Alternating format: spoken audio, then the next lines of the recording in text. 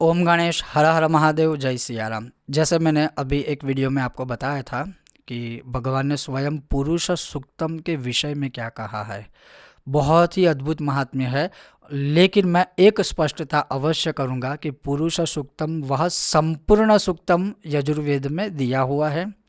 और यह जिन लोगों ने पढ़ाई की है, जिन लोगों ने प्रॉपर तरीके से उच्चारण आदि है, वो करे तो ही अच्छा है। या अगर किसी को अपने लिए करवाना है तो विद्वान ब्राह्मणों के माध्यम से आप पूरे महीने में अनुष्ठान भी करवा सकते हो, या हर सोमवार भी करवा सकते हो, या फिर आप अपने वहाँ एक दिन भी अगर इसका अनुष्ठान करवाओगे तो भी बहुत ही उत्तम है।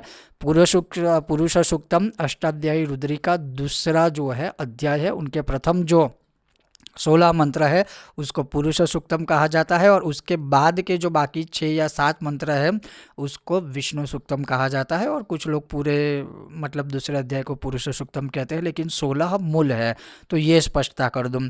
अब इस विषय में भगवान ने क्या कहा था वो मैं आज आपको आगे सुनाऊंगा। अगर आपको आज का यह विषय वीडियो पसंद आए तो लाइक अवश्य करें, शेयर कीजिएगा, चैनल पर नए हो तो सब्सक्राइब कीजिएगा। तो चलिए शुरू करते हैं। भगवान ने कहा है कि सर्वेषां वेद मंत्राणाम सिद्धि सम्यक प्रजायते मासेस्मिन् पौरुषं सूक्तं जपते श्रद्धयान्वितः कृत्वा संख्या सहस्रं तु कलौ स्यात् चतुर्गुणं वर्णानां संख्यया वापि शतं कुर्यात् तदन्वितः अशक्तः संख्यया कुर्तं शतमानेन वा जपेत् ब्रह्महत्यादि पापेभ्यो मुच्यते नात्र संशयः गुरुत् अल्पे कृते पापे प्रायश्चित्तम् इदं परं नास्ये तत् सदृशम पुण्यम पवित्रम पापनाशनम।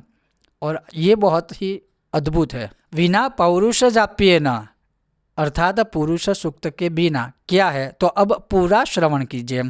भगवान कहते हैं कि जो कोई भी मनुष्य इस श्रावण माह में पवित्र पुण्यप्रद मास में अगर वेद पारायण करते हैं तो वह मुझे बहुत ही प्रिय है। अब वेद पारायण में भी आगे भगवान क्या कहते हैं कि जो कोई भी मनुष्य श्रावण माह में श्री पुरुष सूक्तम का पाठ करता है, कितने करता है तो आगे कहा भगवान। अब इसका फल क्या कहते हैं कि कली काल में जो कोई भी मनुष्य वेद पारायण करता है, और उसमें किस महीने में, श्रावण माह में, तो उसको अनेक सिद्धियां अच्छी तरह से प्राप्त हो जाती है।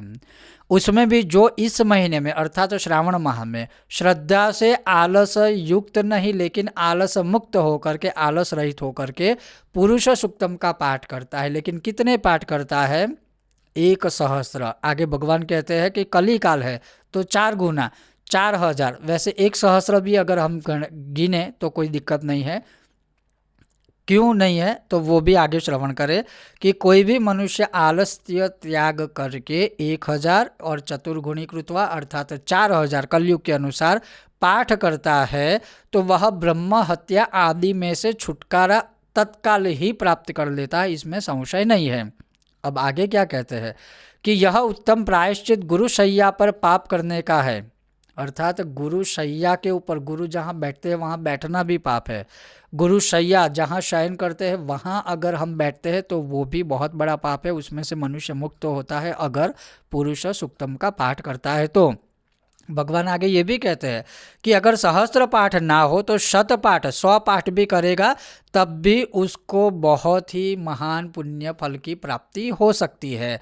फिर आगे भगवान कहते हैं कि अगर सहस्त्र ना हो, सहस्त्र पुरुष सूक्तम के पाठ ना हो तो 100 पाठ करे, 100 पाठ भी ना हो तो 16 पाठ, और 16 भी ना हो तो कम से कम 1 पाठ भी पुरुष सूक्तम का कोई मनुष्य करता है या करवाता है तब भी वह मुझे प्रिय होता है। अर्थात कहने का मूल तात्पर्य ये है कि यह मास ऐसा है कि अष्टाध्यायी रुद्री के द्वारा, उसमें भी पुरुष सूक्तम के द्वारा, अगर शिवजी के ऊपर अभिषेक या पुरुष सूक्तम का केवल पाठ का अनुष्ठान भी अगर आप करवाते हो तब भी भगवान शिव के परम प्रिय भक्त आप बन जाते हो और मनुष्य की मनोकामनाएं पूर्ण होती है। और जैसे भगवान का कथन है कि अमोघ सिद्धियां भी उस मनुष्य को प्राप्त हो जाती है। तो ये पुरुष सूक्तम का महात्म्य है। और पुरुष सुक्तम के विषय में हमने पहले वीडियो एक बनाया हुआ है, तो आप वो भी देख सकते हो।